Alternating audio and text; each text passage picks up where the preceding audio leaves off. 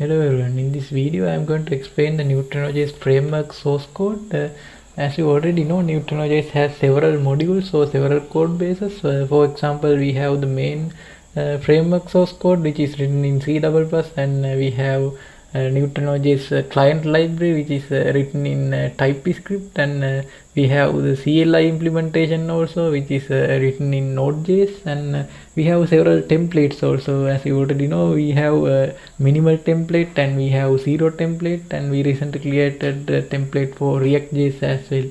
Likewise, these code bases collaboratively construct NeutrinoJS framework, right? So in this video I'm going to explain the implementation details of NeutrinoJS main repository, main source code which is written in C++.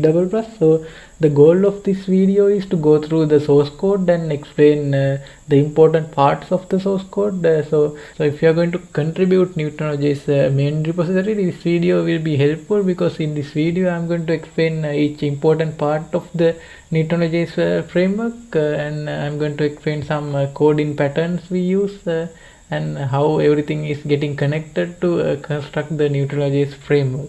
So let's get started by looking at the root files. So we have several folders. In each folder we maintain several source codes. So if you look at the root level files, we have several documentation related files. For example, we have the readme, and we have some security details as well. So we have some build files to compile source files, and we have some root level source files as well, some header files and C++ files. Very first we can start looking into the build script of this project. In this project we have 4 build scripts. For each operating system we are maintaining one build script. For example, we have build script for Linux, Mac OS, Windows, and FreeBSD as well.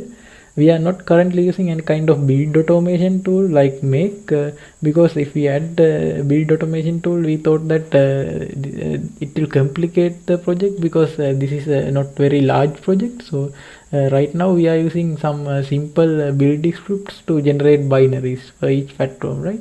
For example, we can check this build Linux shell script. If you open this one, very first you can see it is basically checking whether what kind of architecture is entered. So if there's no architecture provided, CPU architecture provided, we are setting by default some kind of x64 flag here. So by default, in other words, it will generate x64 binary. So after that we are defining the binary path and name. So in this context it is Neutrino Linux and provided architecture.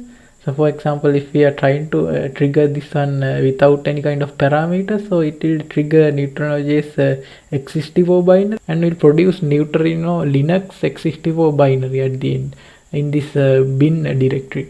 So after defining this binary name and path, then we are checking whether this binary already exists, or if it exists already, then we are going to remove it. So after that we are going to start the compilation, basically with this GNU C++ compiler. We are providing all the source files here. Then after that, after providing all the source files, we are going to provide some flags, some build flags. For example, we are providing pthread flag and the C++ version name likewise. So after that also we are providing some kind of other flags as well, like these flags are used in our libraries or dependencies. For example, in the WebView library we need to specify what kind of backend we are going to use. So in here we are going to mention that we are using GTK backend. Likewise, we are going to provide some kind of additional flags for dependencies, right? And after that we are generating some special flags for each dependency. For example, we are using GTK dependency and WebKit GTK library. Likewise, there are several libraries, so for each one we need to generate or provide some flag to the compiler. So using this line we are going to generate some flags for each dependency. Then after that we are going to use some optimization flags like this. Then also we are providing some include directories as well, because we are directly using some imports from lib directory. Then we are providing it as include directory. And after the compilation happened, then we are just checking whether the binary is compiled or not. So if it is compiled properly, then we are displaying a message, okay, it is compiled. So otherwise we are going to show some error, and we are going to exit from the process with non-zero error code. So if we are running this particular shell script from GitHub Actions, we can easily see if there's any kind of compilation failure due to this exit code. So because this is non-zero exit code, then it means that GitHub Action will show there's some error likewise. So if there's no error, then we are just printing some message, and finally this process will exit with zero exit code.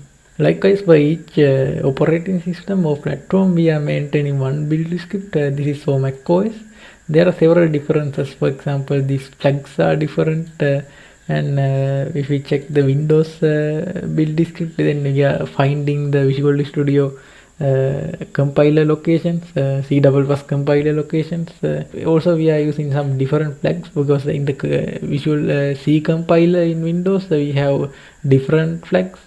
Likewise, this kind of flag we need to provide using this slash likewise. But if we compare to that with the Linux build script, we have this dash based flags. Likewise, there are several differences, but right now, like I mentioned, we are not using any kind of build automation tool, but we are using some simple build script to generate binaries for each platform. However, in the future we may introduce some kind of build automation tool, but right now, like I mentioned, we are just using some shell scripts. Now we can start looking into our source files. So we can start from maybe from the entry point of the application. So when we execute the framework, we are going to very first run one function. Basically in all programs it is the main function. So the main function is at this main.cpp file. The C++ file contains the entry point of the application basically. So if we go down a little bit, we can see the main function. So this is basically the entry point of the framework, right? So this is the main function. So in Windows we need to use some special main function for GUI application, this win main function. So if the operating system is Windows platform, then we are going to use this main function. Otherwise we are going to use this normal main function, right? Now we can quickly check about the internal parts of this main function. Very first we are capturing the CLI arguments. For example, when you are running the binary framework binary, we can provide different CLI arguments, right? So we can change the mode, we can set some window options. Likewise, we can for example, we can change the window title using CLI arguments. So in this code, basically capturing CLI arguments and saving into this JSON object. And after capturing all CLI arguments, then we are going to run these functions. Like you already noticed, these are starting with basically underscore, two underscores. So it means that these functions are basically called only from this source file. These are usually private functions. So very first we can look into this init framework. So when you are calling init framework, we are just passing this captured CLI argument object. Then if we quickly check init framework function, very first I can mention that this is basically to initialize the main parts of the framework. We need to process the CLI argument. So using this set global args function, we are going to process the CLI argument. So if those CLI arguments are related to the main configuration, for example, if we are changing the window title likewise, then we are going to temporarily hold those CLI arguments somewhere, and when the configuration is loaded, we are going to patch the configuration with those temporarily saved CLI arguments, right?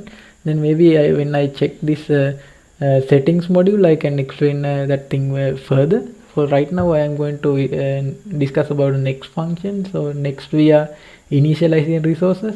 At this stage we are going to load the resources. So if we are loading resources from the resource bundle, in other words, if we are loading resources from the resources.new file, then we need to know where the file is, right? So if we are requesting some kind of file, maybe JavaScript file, we need to know in which location we can find the javascript file inside this resources.new file. So very first we are constructing some kind of in-memory file tree. So using that in-memory file tree we can easily seek the file location, then we can read it, right? So at this stage we are just building some kind of in-memory file tree. The file tree consists of some kind of location details of each file, and after that we are calling this getConfig function. So if this is called very first, we are reading the file from the disk, we are reading the configuration file from the disk. So if it is called again and again, we are just fetching the configuration from the memory. So here we are just checking the configuration is valid or not. If the configuration is not valid, we are going to throw some error, or we are going to display some error message, then we are going to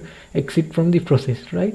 So if the configuration is valid, we are going to continue loading the framework. Then at this level we are just going to check whether the configuration has some mandatory options. So for example, we have several mandatory options in the configuration. So we have application ID, default mode, and URL. Those are mandatory fields. So if you are developing an application, NeutrinoJS application, you need to provide these options via the configuration. Then if those are not defined, also we are going to display some error message. Then similar to the previous case, we are going to exit from the framework process, right?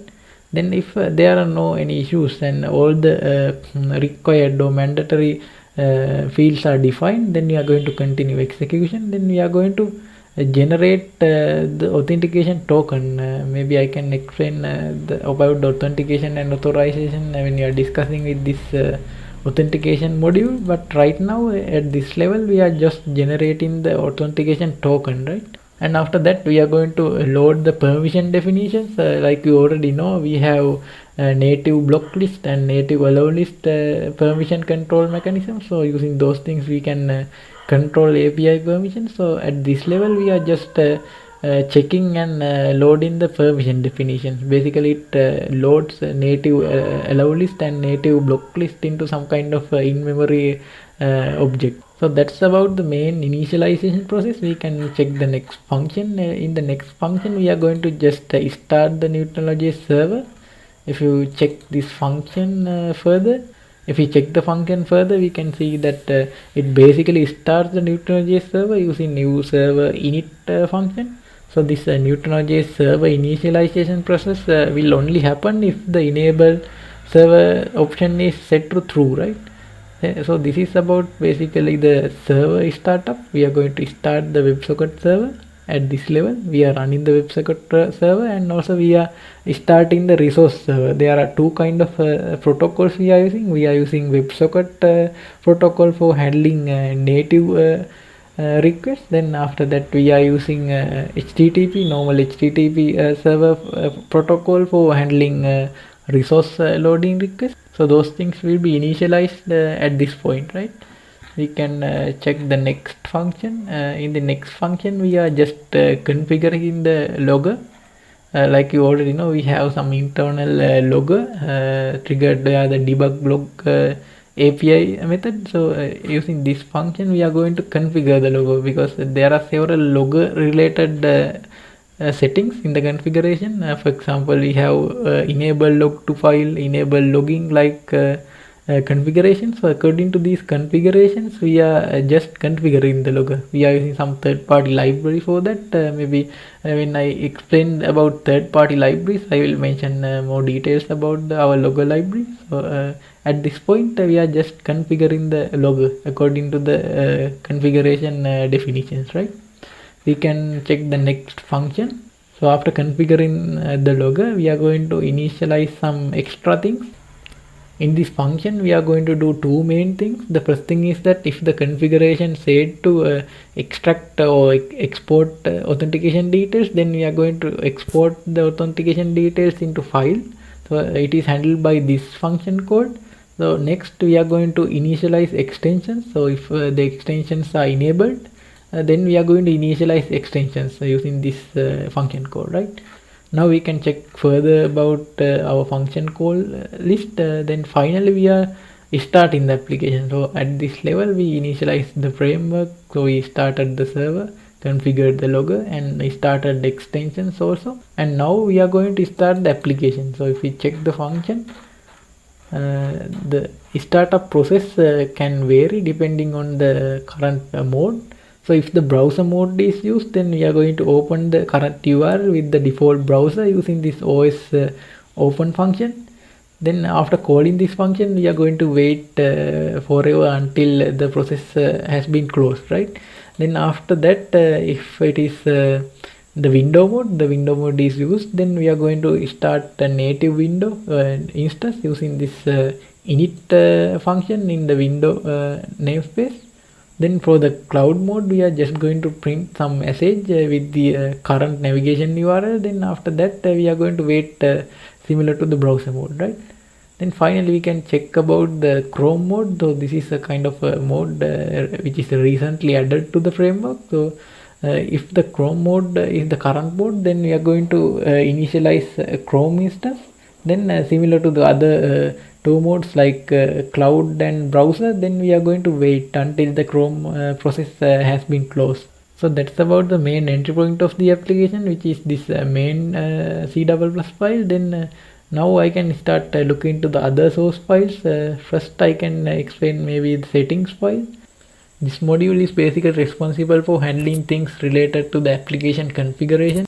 For example, we have this getConfig method to get the current configuration. So if this is called for the first time, then we are going to fetch the current configuration from the disk. Otherwise we are going to fetch the current configuration from the memory. So there is some kind of caching done for this function. And next we have a function to get the global variables. Like you already know, NeutrinoJS has several global variables. So this function is responsible for providing those global variables as kind of JavaScript snippet. And next we have several functions to parse the CLI arguments. And this is responsible for parsing a CLI argument. So this is, I think you can remember this function. In the main function we are just triggering it in here in this under this initialize framework function. Then we are triggering this set global argument function, and we are passing the CLI argument object, right? Then in this place we are going to pass those CLI arguments. So we are just going through all the CLI arguments. So each thing is separated by space, as you already know in all platforms. So if there are like lot of CLI arguments, then we are going through all the CLI arguments. We are just processing them, right? For example, if you remember this load dir, so if it is provided, then we are going to set the resource loading mode using this set mode in the resources module.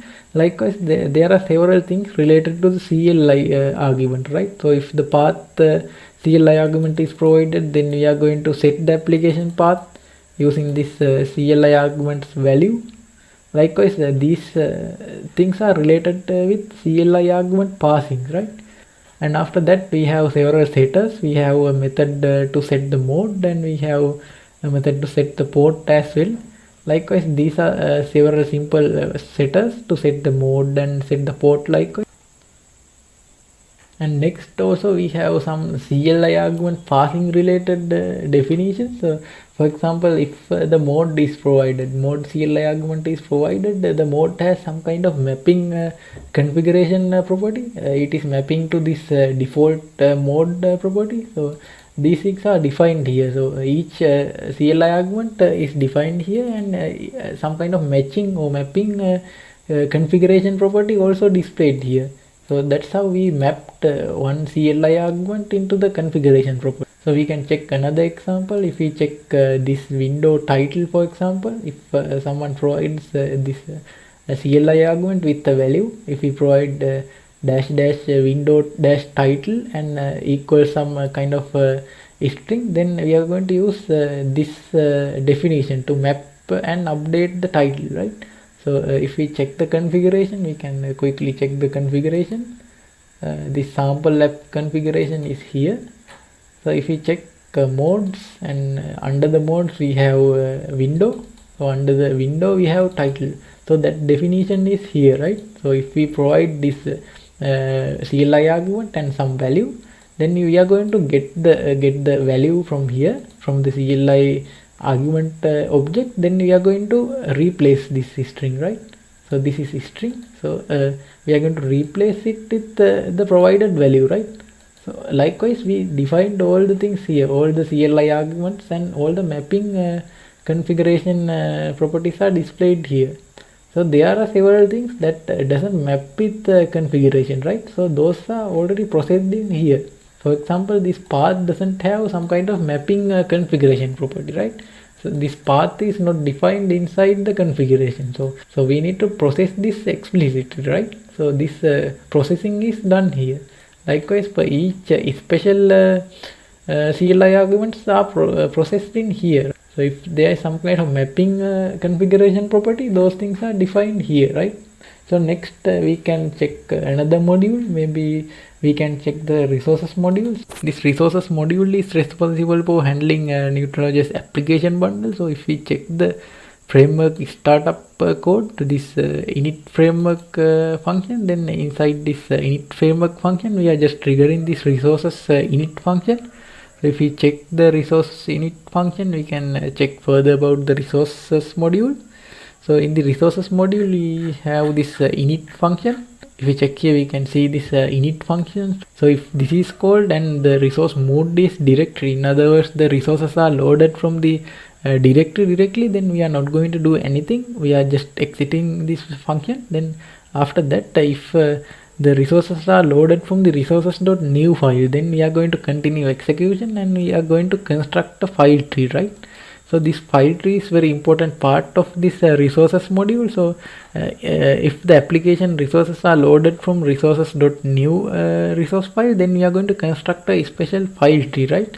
So if the application requires some kind of resource file, then we are going to look the file from the file tree. So if the location found from the file tree, then we are going to load the particular file from the application bundle, right? So this is very important, this file tree concept, because it is a core part of the resources module. We can check this make file tree private function. So it is basically responsible for constructing the file tree, right? So here we are passing the resources.new archive and we are getting some details about the internal files. So in resources.new file, all file details are stored in some kind of JSON structure. So right now we are just passing the resources.new header. In the header we have all the file details, right? So the file location and the file size, likewise those details are there. If the application bundle header is correct and valid, then we are going to construct the file tree, right? Next we can check other functions as well. We have a function to extract the file. So if the file name is given, we are going to extract the file using this function. Next we can check about the get file function. So this get file function is very important function in this resources module, because this function is called everywhere to fetch application resources, right? So if the application resources are loaded from the application bundle, then we are going to call this get file function to fetch application resource from the application bundle. If not, we are going to call this file systems read file function to fetch the resource from the disk, right? Now we can check about this get file from bundle function. So like I mentioned before, if the application resources are loaded from the bundle, we are going to call this get file from bundle, because we are going to load the particular resource from the application bundle, right? Like I mentioned before, the file tree is constructed right now and holds file details about the file locations, likewise. So if this is called, then very first we are going to look the particular file from the tree, right? So if the file is found from the tree, then we are going to read it from the application bundle. So if the file is not found from the file tree, then we are going to return some error, right? So that's how basically this resources module works. So it is basically responsible for handling application resources. For example, if the resources are loaded from the resource bundle, then it will construct some kind of in-memory file tree and holds the file details, then fetch files according to the file tree details. On the other hand, if the application resources are loaded directly from the directory, then it will basically use file system APIs to read files, right? Next we can check extensions loader module. This module is responsible for loading application extensions, in other words the NeutrinoJS extensions according to the configuration definition, right? So whenever this init function is called, it starts loading extensions. So if we check the main cpp file, we can see where it is triggered. So if we check the init extra function, so inside the init extra function, here we can see we are calling extensions init, right? So if the extensions are enabled, we are loading extensions using this extensions init function. So if we check the extensions loader, we have init function. Very first we are checking whether the extensions are defined or not. So if the extensions are not defined, we are not going to do anything. If the extensions are defined, we are going to go through each extension and we are going to check the extensions identifier. So if the identifier is defined, then we are going to load the extension, right? The extensions are loaded as normal processes using this os exec command. So we use this os exec command to spawn processes. These processes or extensions are started in the background because we don't want to wait until all extensions are initialized to start the application. At this level we are going to start all the extensions, right, using this os exec command function. When we start each extension process, we are going to pass some CLI arguments. So those CLI arguments are constructed using this build extension args function. So this is a private function that construct all CLI arguments. So if we check the function, we can see inside the function we are just defining some CLI arguments, right? So for example, we are defining this NL port CLI argument. So as the value, we are going to get the current application port, and after that we are defining the token as well. For the token, we are going to get the current token. Then after that, finally we are going to define the extension ID. So we are going to provide the extension ID, right? So that's how the extension loader works. It is basically spawning several processes according to the configuration definitions in the neutrino.config.json file. So likewise, these extensions are loaded as normal processes, right? Next we can check the Chrome module. This Chrome module is basically responsible for finding the Chrome binary in the operating system and launching the Chrome binary with several special CLI arguments. In here also we are using some init function. So if we check the init function, here it is. Then if we check the main C++ file, so if we check the start application function, and under the Chrome condition, if the mode is Chrome, then we are going to use this Chrome init function with Chrome options. With the Chrome options, we can provide the URL and the size of the window likewise. So if we check the Chrome module init function, this is basically responsible for finding the Chrome binary and launching the Chrome binary with the application, right? So if we check the find Chrome, this is basically finding the Chrome binary path. So according to the operating system, it can be different. For example, on Linux platforms, you can find Chrome binary in these locations, maybe in this location, maybe in this location likewise. For the Chromium binary also there is an entry. Also need to mention that this module is basically a C++ rewrite of this library, this Go library. This Go library is known as local. This local project helps us to write cross-platform applications using Go and JavaScript. So it basically uses Chrome to render JavaScript applications. So we just rewrote the idea of the library using C++ and added into here, because in NeutrinoJS also we offer Chrome mode. So for that we use the idea from this repository. And earlier we were discussing about the Chrome binaries, like I mentioned, for each operating system. Here we are defined several paths, several possible paths of the Chrome, and we are just checking in which path the Chrome actually exists or not. Likewise, then if for example in this path the Chrome exists, then it is going to be used as the Chrome binary path. Then we are going to start the Chrome process using that particular binary path, right? If we check the init function again, in here we are going to find the Chrome. If the Chromium or Edge is not installed in the computer, then we are going to show some message. we are going to ask from the user to install the Chrome or Chromium or any Chromium based browser to use this NeutrinoJS application, because in NeutrinoJS Chrome mode we need the Chrome installation to get the application working properly. In here, if the Chrome is not installed, we are going to display the error message and we are going to stop the process. If the Chrome installation was found properly using this function, then we are going to continue execution and we are going to construct some kind of CLI arguments. In the Chrome binary, it allows some kind of special CLI arguments. For example, to disable extensions, we can use this disable extensions CLI argument. Likewise, these things are basically controlling Chrome instance.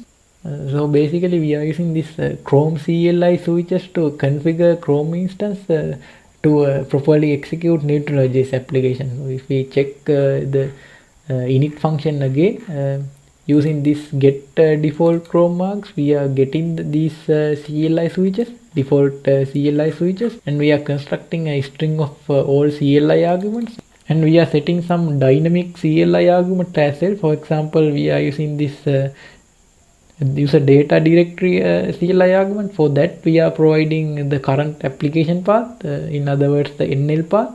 And also for the application URL, we are providing the current application URL. Likewise, we are constructing basically the CLI argument for the Chrome binary, which was found earlier using this find Chrome function. Now we are ready to execute the Chrome binary, right? And finally, after constructing all CLI arguments with the Chrome binary, we are going to execute the Chrome binary. We are going to spawn a new process with the Chrome binary, right? Using this os exec command function. That's about the Chrome module, and we can next quickly check about the helpers function as well. We don't need to go through each function of this module, because these functions are basically supporting other API methods or other functions, right? We have several functions to help other functions, like for example, we have a function to generate a random token, and we have a function to get error payloads. Likewise, these are basically helping other functions, right? It is named as helpers due to that reason. Now we already checked all root level modules, right? Now we can check other modules. Now we can check the server submodule. This server submodule consists of two main modules. First we have the new server, and next we have the router. The server is responsible for running the NeutrinoJS server, resource server, and the WebSocket server, and the router is responsible for handling different routes, right? For example, if we need to fetch a resource file, then there's a different route, right? If we need to execute a native operation, then there's a different route, right? So those routes are handled in this module. Now we can start checking the new server module. Like I mentioned before, there are two protocols used inside the NeutrinoJS project. The first one is the WebSocket protocol, and the other one is the HTTP protocol. This new server module basically starts a WebSocket server in this object instance. Then using the WebSocket server, we also handle several HTTP requests as well. So if we check the init method, we can check the init method. So this is responsible for initializing the server.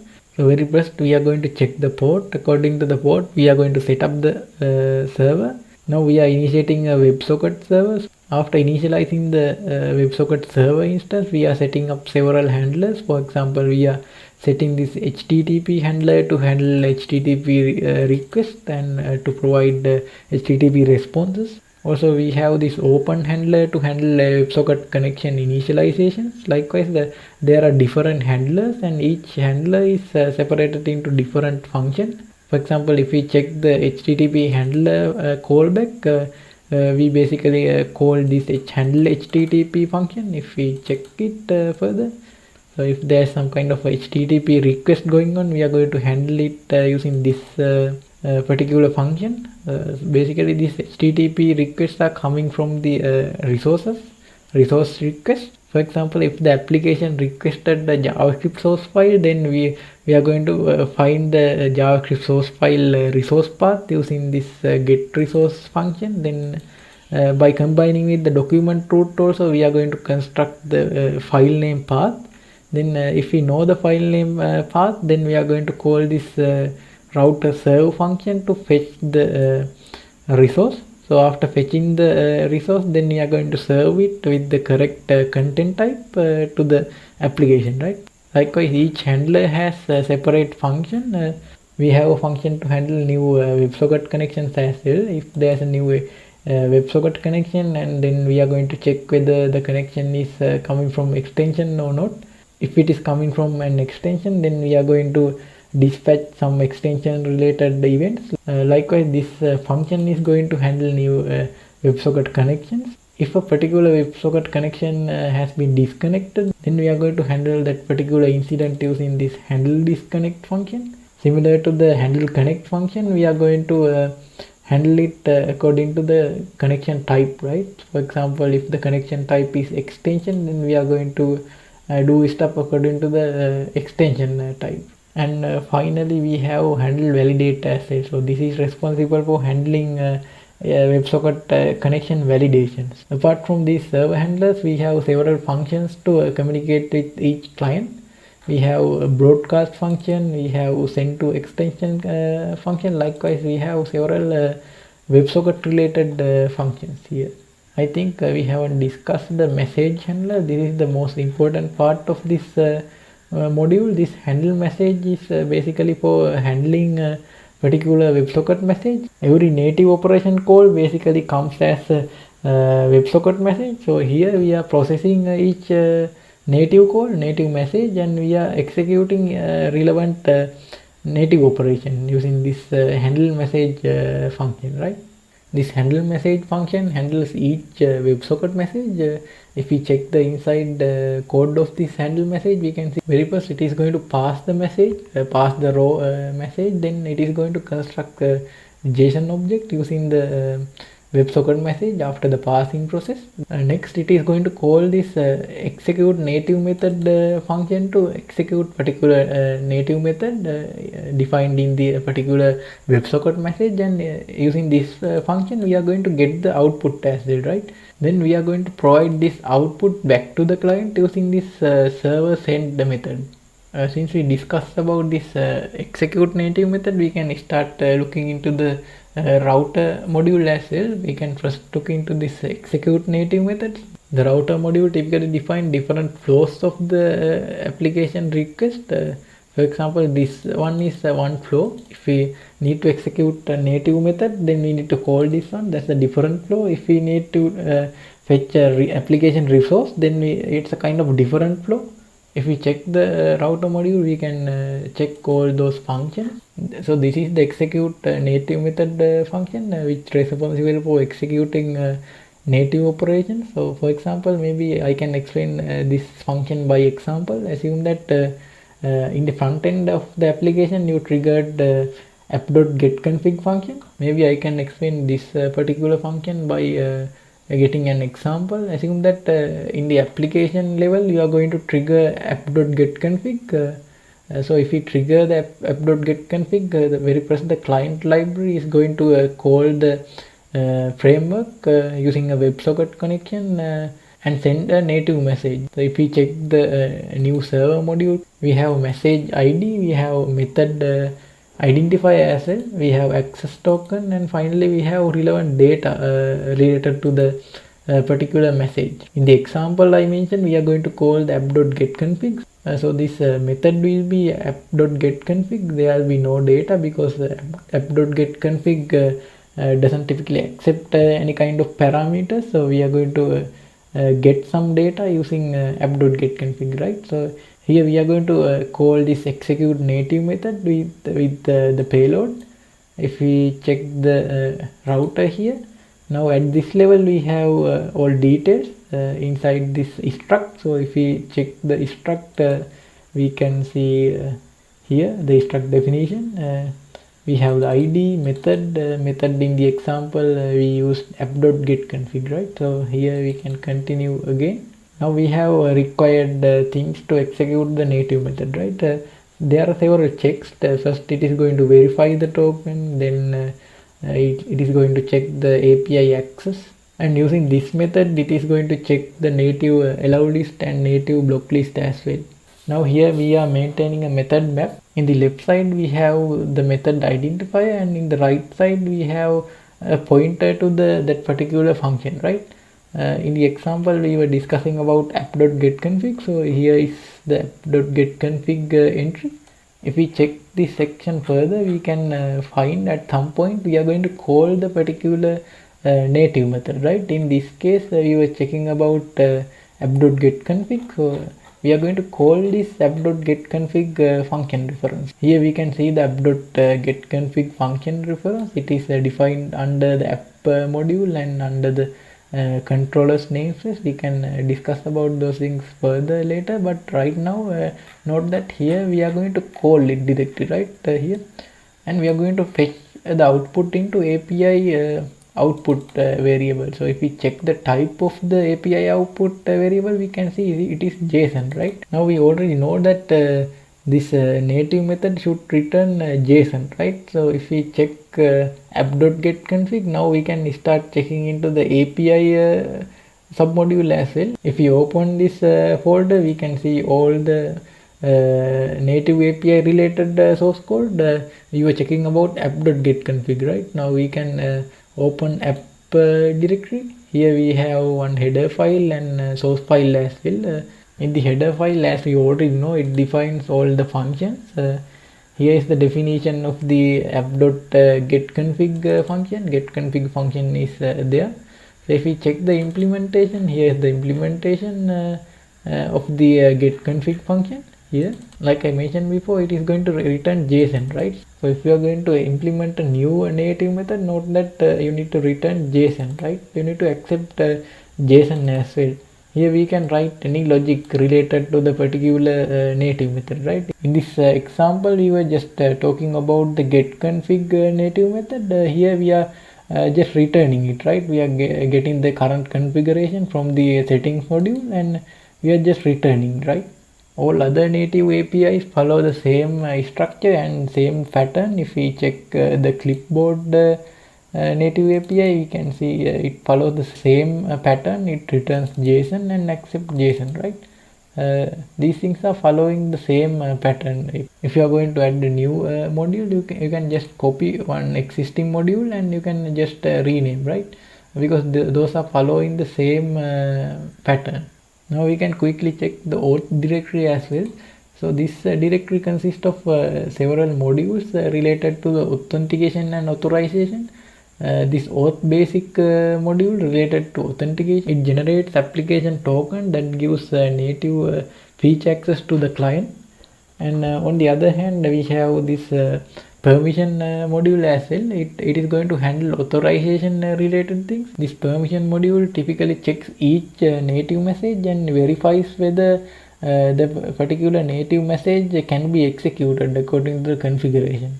Now we can first check this Auth basic source file. Like I mentioned before, it handles authentication related things by generating access token. We have this init call. It basically generates the application token and saves inside this token global variable. So after generating the token, we can use this get token to get the current token. There's some logic related to the token security. So for example, if the token security is one time, in other words the token is exposed only once, then we are going to expose the token only once. So if the function is called again, then we are going to just return some empty string as the token, because this is one time token security approach. And we also have a function to verify the token with the existing generated token likewise.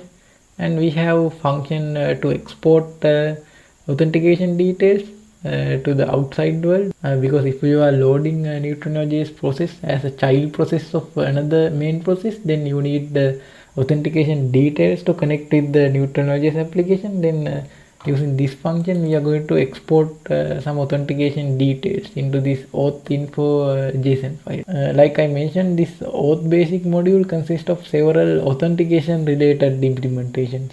Now we can check permission C++ file as well. This permission C++ file handles authorization related things. It checks whether a particular message can be executed or not as a native message using the native allow list and native block list. It also has init method. If we check, Here we have init method. When the framework is loaded, this one is going to be called. So if the init is called, it is going to register some configuration details according to the allow list and block list definition from the configuration, right? If we check this one, for example, register allow list function, here we are going to fetch the native allow list from the configuration, and then we are going to save those things for authorization, right? Similar to the register allow list, we have register block list as well. This has the opposite behavior of this allow list function. It works in the other way around. Likewise, these two methods handles authorization related things. It sets up some kind of internal configuration using native block list and native allow list. If we check further, we have this has method access function. If you carefully noticed, I think you can remember this function is used in the router module, right? If we check the router module, when there's a native method to be executed, and here we are calling has method access with the particular method ID to check whether the current method can be executed or not according to the allow list and block list definition. Now we need to discuss about bin directory, lib directory and script directory. Regarding the spec directory, I think in the previous video I already explained about how our integration test suite works and how it is implemented and how it is integrated with the GitHub Actions environment. So if you need to learn more about this spec directory and implementation of this integration test suite, I think you can check that video and learn more about it. Now I am going to explain about bin, lib and script directories. First I can say some words about this lib directory. Inside this lib directory we maintain all source files of our dependencies. For example, we use this SEO module with the WebSocket library, and we have this base64 and it is used with the binary file handling. The clipboard module uses this clip dependency. Our internal logger and also the debug log method internally uses this easy logging library, and the file dialog library is used to display dialogues, platform specific dialogues like open dialog, save dialog, and also message boxes as well. Here we have the JSON library. We use JSON library everywhere to parse JSON and construct JSON likewise. And we have platform folders. This is used with the os.getPath function. Here it is used to fetch the known directories like download directory, document directory likewise. And next we have this tiny process library, which is used mainly with the os exec command. Next we have the tray library, which typically powers the os.setTray method. Next we have WebSocket library. This is the core library for the NeutrinoJS, because the every native message is passed from the client to the server and from the server to the client using this WebSocket concept. So we are using heavily the WebSocket library inside the NeutrinoJS process. And finally we have WebSocket library as well. This is also core library that powers NeutrinoJS. In the window mode we use this library heavily. To display every platform specific web view, we use this web view library. For example, on Linux we need to render the NeutrinoJS application using GTK WebKit interface. Then the WebKit library handles those things, those rendering related things. That's about the lib directory. Now I can explain the script directory as well. Maybe I can explain the script directory and bin directory with an example. Maybe I can explain how I typically develop NeutrinoJS framework. Then if you are going to contribute NeutrinoJS project, you can use that approach to easily build and test NeutrinoJS functions.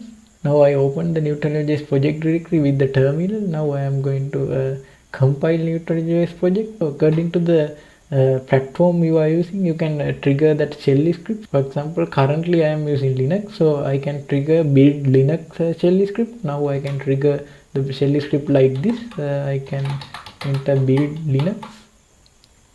So this will typically compile NeutrinoJS for x64 CPU architecture. If you need to compile NeutrinoJS for different CPU architecture, you can provide CPU architecture after adding the shell script name. Then you can provide the CPU architecture name like IA32. After the compilation process, you can test the binary by executing this command.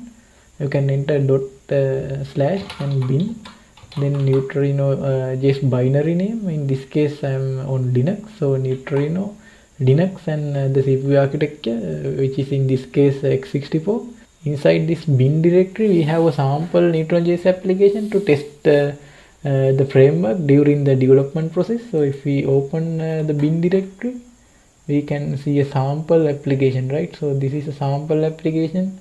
We have several resources. We have some JavaScript files, and we have one HTML file. The configuration is here. So this sample application can be used to test the NeutrinoJS framework while you are developing the framework. We have one sample extension as well, which is written in Node.js. So if you are going to test extension system, you can use this sample extension. Now I am going to run the application, but I need to load the resources from the directory, right? So that I am going to enter load dirres flag here. So I'm going to use load dirres.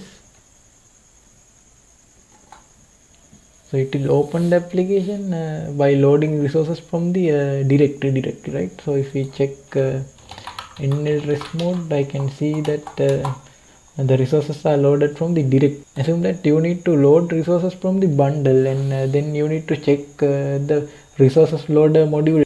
For that I can close this one and show you how you can do it. So for testing a NeutrinoJS sample application with the bundle, first we need to create a bundle, right? If we check the content inside the script directory, if we check our script directory, we have this make_res script, right? So this one can be used to generate application bundle with this sample application resources. If we are going to use it, we need to clone the NeutrinoJS client as well to the same project directory, right? So for example, I use this project directory, and I clone NeutrinoJS and also NeutrinoJS client library as well. For example, if I ls the previous directory, I can see NeutrinoJS and Neutrino.js, right? So if you are going to use this script, you need to clone Neutrino.js into the same directory where you clone the NeutrinoJS framework, right? So now I am going to show you how you can generate bundle from the application resources of the sample application. To make the application bundle from the test app resources, I can execute that make_res shell script. Now I am going to execute it like this. I am going to execute make_res shell script.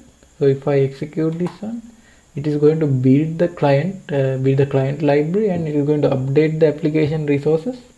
Then after that, it is going to construct the application bundle, right? Now I can see inside the application bundle all these things are packed. Now I can execute the application without load dirres flag, right? Now I can try to execute like that.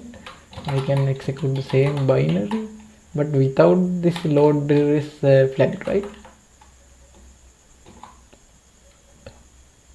Now the same application is loaded. If I check init mode, it is bundled, right? Right now I am loading resources from the bundle. Now I need to mention about the other script as well.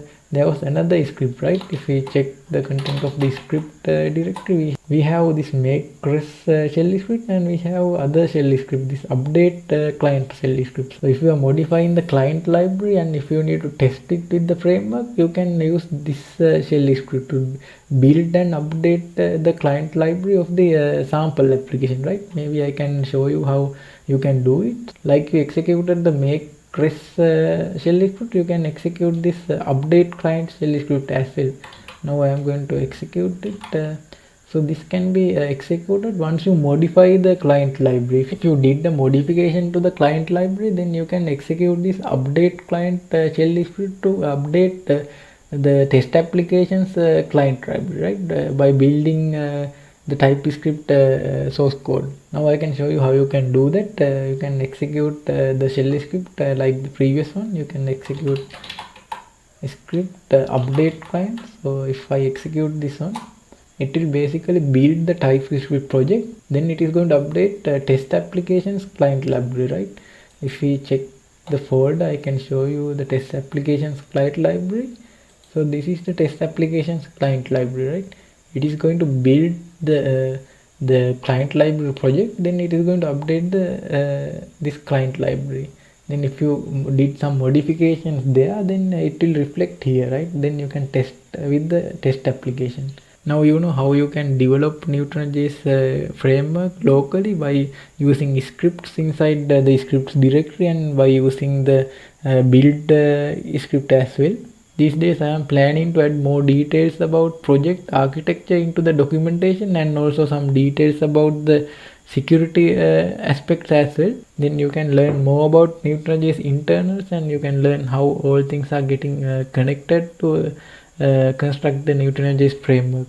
In next video I am planning to explain about NeutrinoJS client library source code. So see you in next video.